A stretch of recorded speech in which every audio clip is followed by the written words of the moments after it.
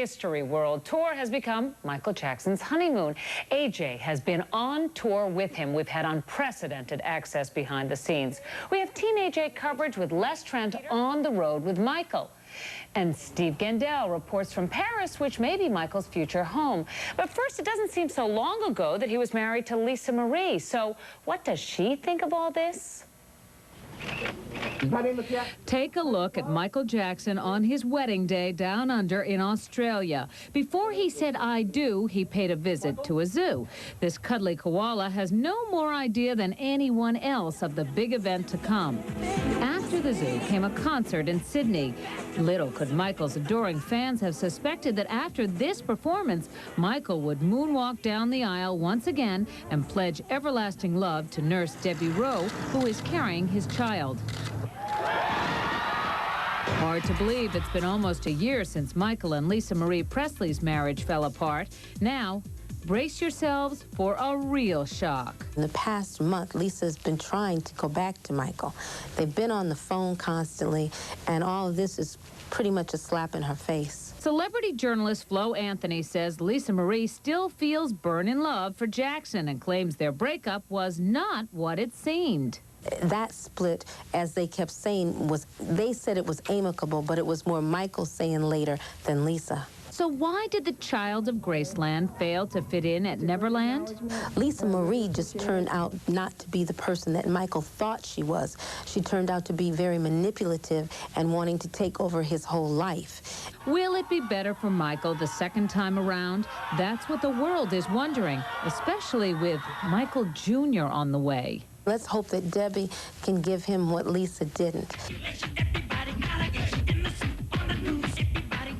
Well, Michael and his new bride are expecting their child in February, but it seems they may not be living all year round at Jackson's Neverland estate.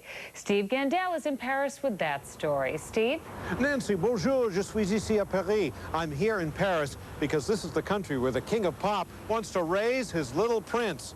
Michael Jackson has bought a huge estate in the French countryside, and it's all ready for his new family, the Jackson 3. Will it be called Never Neverland or Neverland 2? Michael Jackson's publicist will only say that it has all the facilities and amenities befitting the king of pop. Now, he originally checked out the Chateau de Chabanais near Tours. That's set on 40 acres. It boasts 82 rooms, 7 towers, and, of course, a moat and a drawbridge. But the newlywed dad-to-be wanted something roomier, a place he could call home and raise a family. So the thriller forked out between 10 and 12 mil for a mystery castle in a choice French valley. Michael Jackson's made no secret of his desire to pack up and move abroad and began his real estate search several months ago. Here at the Eiffel Tower, we've talked to people from all over the world for their reaction to Michael Jackson's planned move. You want him here? Yes. You like Michael Jackson? Yes. You listen to his music? Yes. So there you have it. The king of pop and his new bride get a French toast. Nancy, back to you. Thanks, Steve. And Les Trent spent 2 weeks on the road with the King of Pop's History World Tour. They were in Thailand and New Zealand. And Les is with me now. Les, tell me about the things you saw that none of us ever get to see.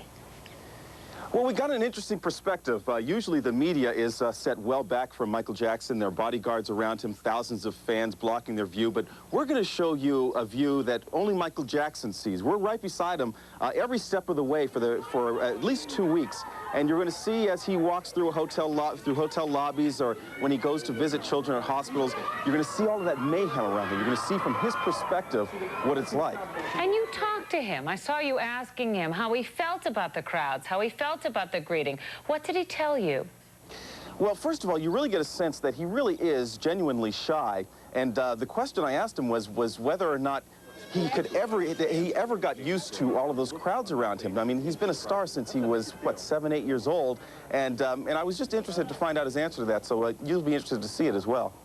Absolutely. Thanks, Les. And don't forget to join us for our exclusive all-access report from the King of Pop's History World Tour next time on AJ. When we come back...